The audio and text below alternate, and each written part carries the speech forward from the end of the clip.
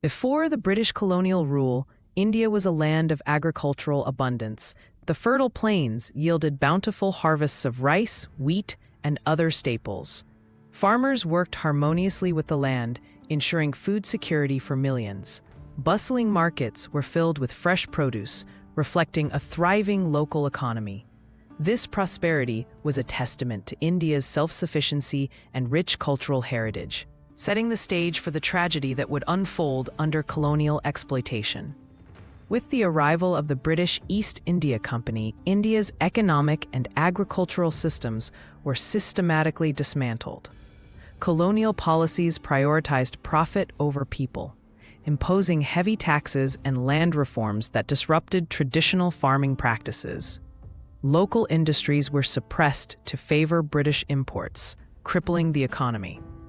These policies sowed the seeds of dependency and vulnerability, marking the beginning of a dark chapter in India's history. Farmers were coerced into growing cash crops like indigo and cotton instead of food staples. These crops, demanded by British industries, offered little nutritional value and were unsuited to local diets.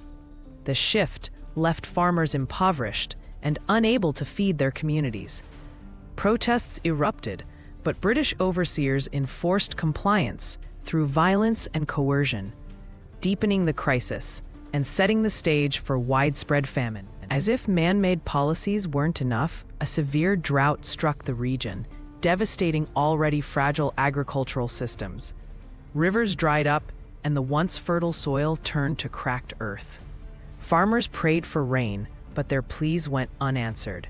The natural disaster compounded the effects of colonial exploitation, pushing millions to the brink of starvation and exposing the British administration's indifference. Despite the famine, the British continued to export food grains from India to feed their empire. Ships laden with wheat and rice departed Indian ports, leaving millions to starve.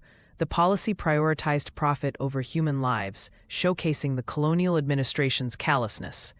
This deliberate export of food during a famine highlights the systemic exploitation that defined British rule in India. The famine's toll became unbearable as millions faced starvation. Emaciated bodies littered the streets, and children cried from hunger. Families resorted to eating leaves and roots to survive. The once thriving markets now stood empty, a stark reminder of the devastation wrought by colonial policies. This mass suffering was a direct consequence of British exploitation and indifference. British relief efforts were woefully inadequate and mismanaged. Corrupt officials siphoned off resources, leaving little for the starving population. Long queues formed for meager rations, and many died waiting for help. The systemic failure to address the crisis underscored the colonial administration's disregard for Indian lives, further deepening the tragedy.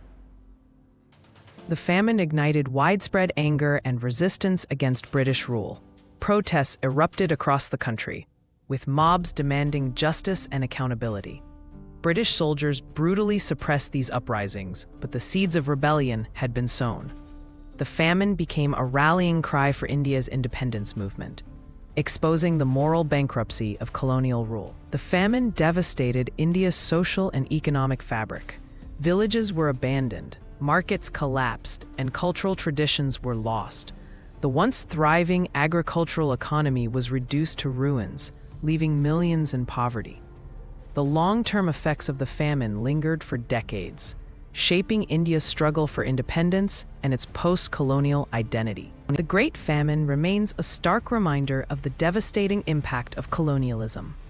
Historians now recognize it as a manipulated tragedy exacerbated by British policies. Memorials stand as a testament to the millions who perished, while modern India continues to grapple with the famine's legacy.